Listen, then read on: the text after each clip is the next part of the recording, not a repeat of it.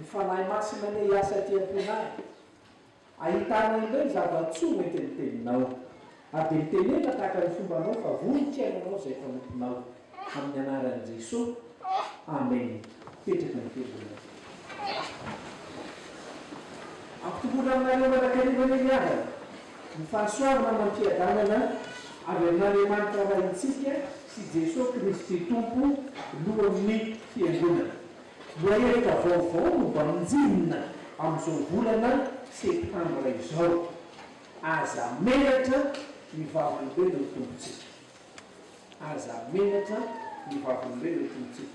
Manomboka izao ray zany avako malala dia manodidina n'izany enatra izany ny fampianarana rehetra. Eo aloha hoe enatra kanefa eo koa ny fijoroana vavolombelona. Ireto perikopa ireto dia milaza ny amin'izany enatra izany. Kanefa mialoha ny fampaherezantsika dia andao aloha jerena hoe inona moa zany atao hoe enatra zany. Mamenatra enatra be zany. Io enatra io raha mananga raha miainga famaritana ara-tsoratra masina dia teny na fietsika na toerana na fomba izay mitondra fiferetana aina, mitondra fahatsofanantenana, miteraka fahafambaraka, miteraka fiainan-danja na mahafa voninahitra. Zany zany dia mahamenatra zany. Songotsongony ihany eo amin'ny fahamaritana amin'izany hoe fahafambaraka. Izay fahamaritana manokana moa omeny voambolana amin'izy io dia ny hoe ny boridana. Rehefa mahatsiaro ny boridana ianao na mitafy azy, zany no atao hoe afabaraka. Menatra ianao amin'izany. Zany zany ny famaritana ankapobeny ny amin'ny antsoina hoe enatra. Avetrina mandeha na izy io teny miteraka n'izany. Zay zany dia hoe teny mahamenatra. Mety izy io fietsika na fomba manala baraka mitondra enatra zany. Ary mety koa toerana hoe ity toerana teo aloha mianaka amin'izany izy nahatsiaro diso fanantenana, nahatsiaro afa-boninahitra reny ilay mitondra hoe enatra. Zany indrindra no ambaran'ireto tenin'Andriamanitra eto reto. Zany hoe amin'izao voalohany izao dia mipetraka zany enatra zany. Dia ny fiatreran'izay enatra izay no ampaherezananao amin'ity an'ity. Ny Salamo 5:20 no andeha hojerentsika izao. Io zany ny andininy telo voalohany. Aminao Jehovah no nanatako ny fanahy. Andriamanitra ianao no tokipa rehefa tsy homenatra. Aoka tsy hifaliany fahavarika, aoka tsy homenatra izay rehetra miandrinao, fa izay mivadika foana menatra. Zany hoe mianatra zany dia efa mipetrapetraka eny, efa mitanontany miandry fotsiny izy amin'ny mpanompon'Andriamanitra. Miandry fotsiny mianatra. Fa izao ianao izay miatrika izany izao no torevitra ny soratra masina. Izao no meny soratra masina anao. Voalohany mahatoky ary miankina amin'Andriamanitra. Na inona ataony enatra, na misy fahafambaraka eo, na ahoana dia izao miankina amin'Andriamanitra no ataonao. Ny mahatoky an'Andriamanitra no ataonao. Jereo tsara eto amin'ity Salamo 5:20 ity. Rehefa mitanontany zany mienatra izay ataony ty mpanompon'Andriamanitra ity, atao ny mpanao salamity dia zao manandratra ny fanahiny amin'Andriamanitra, mahatoky an'Andriamanitra. Inona moa ny dikan'izany? Ny hoe manandratra ny fanahy amin'Andriamanitra dia miankina tanteraka amin'Andriamanitra, na inona zavatra mitranga, na inona zavatra mitranga dia zao tsy misy azo ny atao afa-tsy ny miankina amin'izay Andriamanitra izay.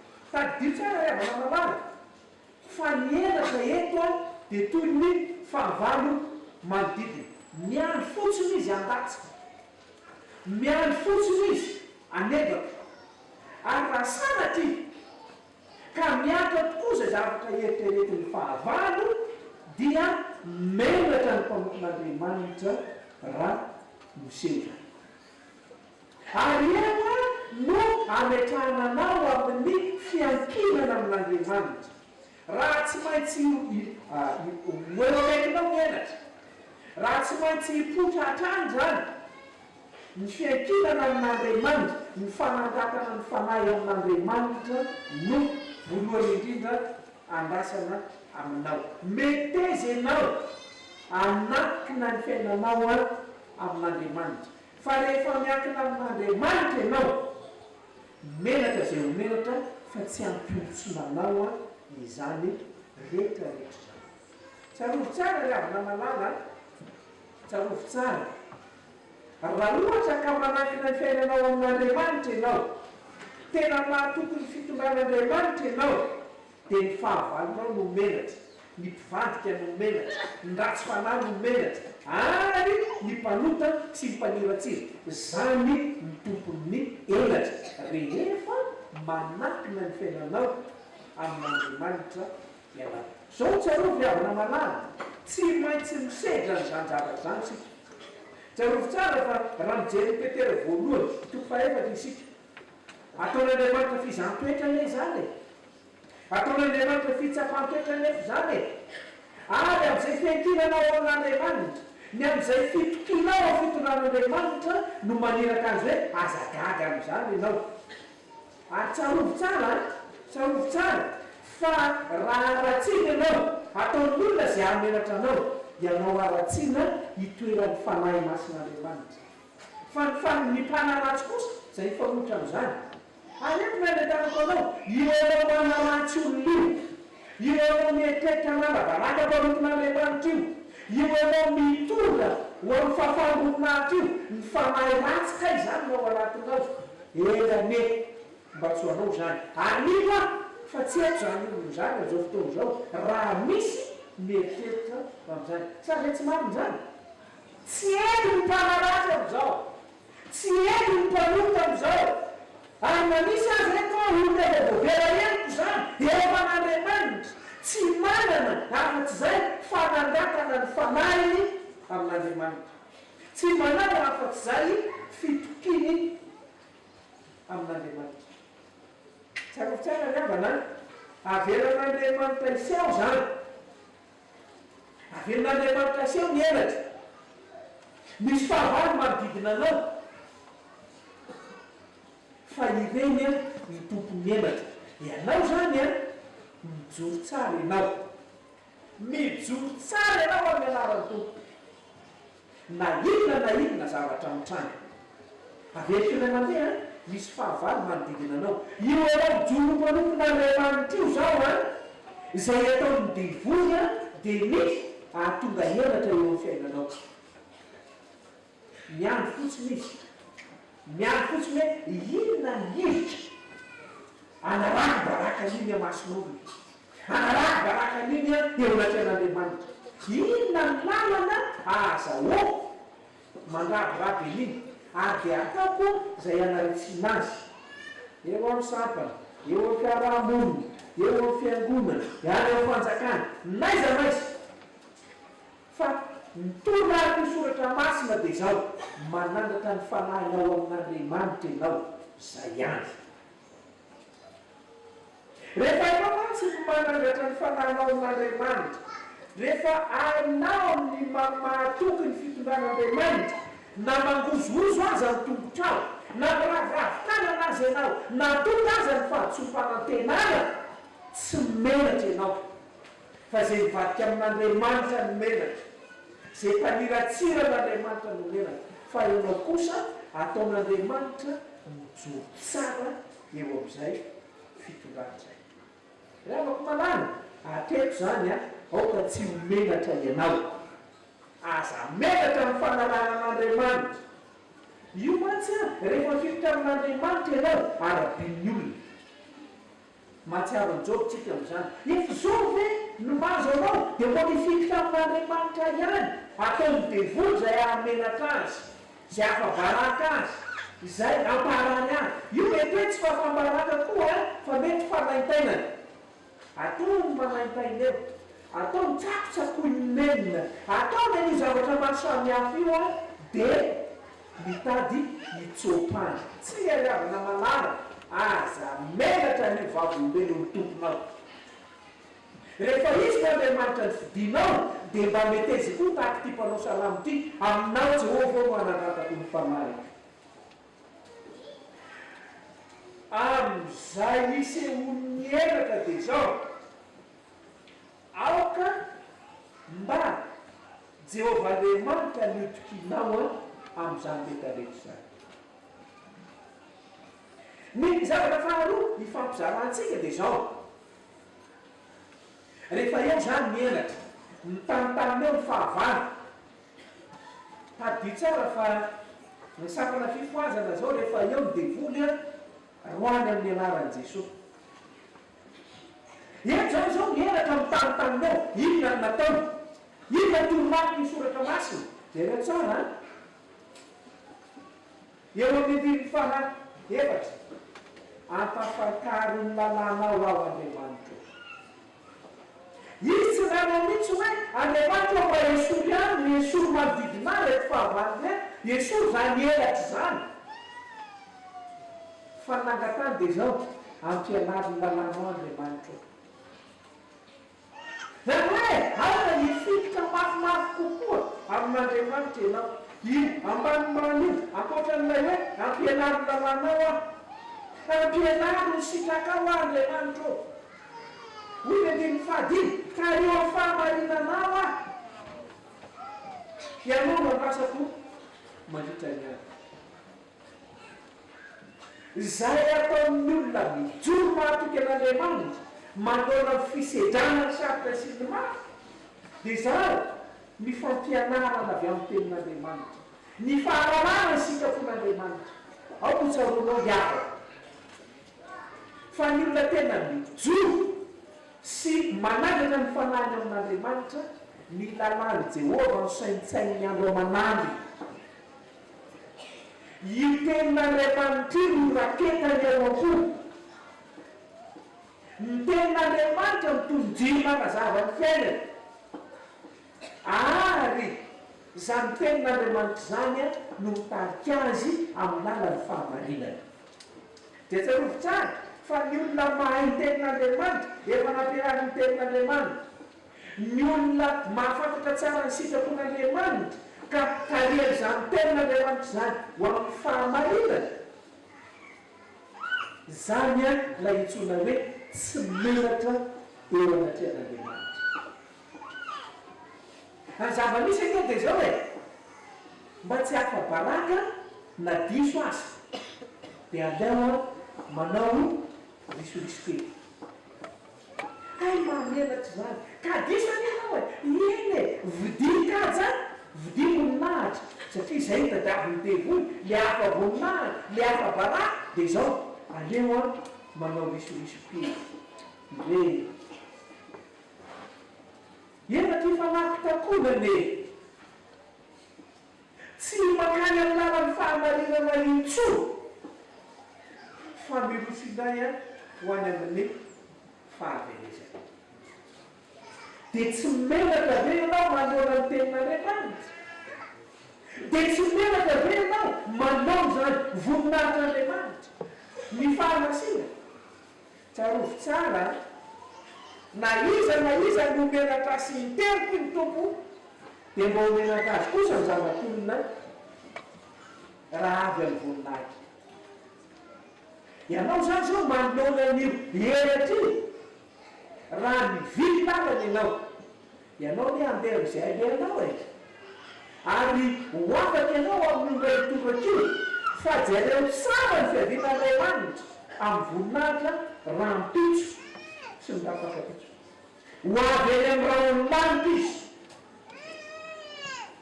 dia mba ho aiza ianao hitondra eo zany ianao vao hitondra heratra hitondra eso ary hitondra latsa mandrak'izay.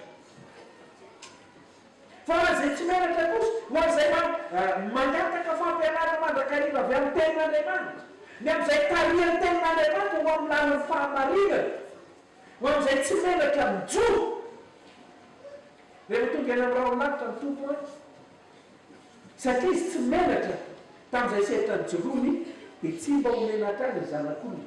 Izy aza no raisina voalohany midina fifalian'ny tomponao na tompo tamin'ny kely ianao ka zao tsy avela ho menatra ianao tsy avela ho afa-balaky ianao midina fifalian'ny tomponao. Zany mahatongatsika hibanjina ny loha hevitra hoe aza menatra le vavolombelon'ny tomponao. Raha manamana be dia be zava-mahamenatra eo amin'ny fiainan'ny kristianina. Be dia be zavatra manara-balaky any amin'ny fiainan'ny sampana, any amin'ny fiainan'ny fiangonana, any amin'ny fiainan'ny fikambanana kristianina. Eto zany zao no ampatsezina antsika. Aoka mba hijoro isika amin'ny fangatahana ny fiatrena ny zava-toely. Mangataka no ampianarina amin'ny tenin'Andriamanitra isika. Mangataka ny hotarena amin'ny sitrapon'Andriamanitra isika. Mangataka ny toeran'ny tenin'Andriamanitra amin'ireny sehatra ireny. Fa raha mitoetra betsaka amin'ireny sehatra ireny ny tenin'Andriamanitra tsy hisy mpanompon'Andriamanitra hitondra heratra zany. Raha mipetraka tsara ny lalàna sy ny sitrapon'Andriamanitra na inona atao amin'ny fahavalo dia mijoro amin'ny kitsim-poto ny mpanompon'Andriamanitra. Mety zany avana mijoro amin'izany rehetrarehetra izany. Tsarovy tsara. Mety hoe hotely na fietsika na fomba na toerana zany kanefa koa mety ho fanao. Jerentsika tsara zao ny amin'ny maty 7 vakiana teo. Ena tonga zany hoe io misy olona maty eo amin'ny azy fijaliana. Ozona nge zany zay maty amin'ny azy fijaliana dia ozona. Fa zao kosa Josefa avy any Arimatea nampangiliny zany satria efa nanefa famonjena oaty na lazainareo voaozona aza dia aleo alaiko ihany ny fatiny mijoro amin'izany rehetrarehetra zany. Henatra ho an'ny fiarahamonina zany, henatra ho an'ny mpivavaka tamin'ny fotoana ato zany. Fa Josefa sy Maria Magdalena kosa tsy hita niroso tamin'izany. Ohatra anankiray ny soratra masina zany dia jereo koa amin'ny manodidina antsika. Zavatra fa manarak'izay jereo tsara ny fiainana manodidina antsika. Misy zavatra be dia be mitondra henatra izay mora atadivantsika niakatra dia izao mba menatra. Misy afanao aza mety ny vavolombelon'ny tompontsika fa rehefa tena zoina tokoa io tenin'Andriamanitra io dia mametraka ny olona fandinian-tena izy mba menatra na ny fiteny na ny fietsika na ny fomba. Satria nahoana efa manompon'Andriamanitra io olona tokony hanavatra ny fanahiny amin'Andriamanitra, olona tokony hitonga amin'ny lalàna sy ny tenin'Andriamanitra dia manao zavatra mifanohitra amin'izany. Eo indrindra ny hoe mba menatra. Zava-dehibe antsika vatsika zany ravana amin'izao afaky ny tenin'Andriamanitra ao. Ndamafy tiantsika ravana manara ny henatra sy ny fiatrehana azy. Izay ambasana aminao dia ny fiankinana amin'Andriamanitra sy ny fatokinan'Andriamanitra. Mila mijoro anao a miankina amin'Andriamanitra matoky an'Andriamanitra. Tsy maintsy misy agan'izany ianao fa zay anasana aminao dia fitidena amin'Andriamanitra manataka aminy mba ampianary lalanao Andriamanitra. Ampianary sitraponao ary dia tariho ho amin'ny fifanomezam-boninahitra. Tsarovy a asan'ny bivoly ny henatra, mampitondra henatra satria tsy merika afa-tsy mety fanalambaraka, tsy merika afa-tsy mety fanalamba voninahitra olona, tsy merika afa-tsy mety fahatsofanantenana sy izay mitovy korosiana. Dia eto zany a aza menatra ny mijoro-bavolombelon'ny tompontsika ianao. Ary tsarovy fa na iza menatra ny tompo sy ny teniny dia mbo menatra azy kosa ny zanak'olona amin'ny fiaviana. Ry anana manany Paoly apôstôly momba an'io fiakinana amin'Andriamanitra io dia nanao mihitsy hoe tsy menatra satria fantatro izay no sitako raha mba ataonao tsainjery zany mitadidinao zany, tsy menatra aho satria fantatro izay no ka nahita mitrany a manandraka ny fanahyko amin'ny mandrakariva mitokosy miapetra amin'ny hatrany a dia mangataka amin'ny fatratra mba hitariany ahy amin'ny lalan'ny fahamarinana noho ny anana. Zany tenin'Andriamanitra zany aza hoantsika manao dinga ny amin'izay fijoroana vavolombelona ka nahita na zavatra mitrany dia tsy menatra ianao. Ary manao ny fomba ratsy ny teny ratsy ny fietsika samihafa mitondra henatra ho fitenenany ratsy ny anaran'Andriamanitra dia mba amin'ilay fanapahan-kevitra ianao. Ijoro tompon'Andriamanitra matoky. Ary zay teny fanalahity hialanao amin'izany dia hoe mba menatra. Zay aza menatra ny vavolombelon'ny tompontsika amin'izany rehetrarehetra zany. Manona an'ireo teny sy fomba fietsika samihafa satria anao manompon'Andriamanitra efa manandratra ny fanahinao ho any aminy dia mba menatra amin'ny fanaon'izao tontolo izao. Andeha mavaka sika.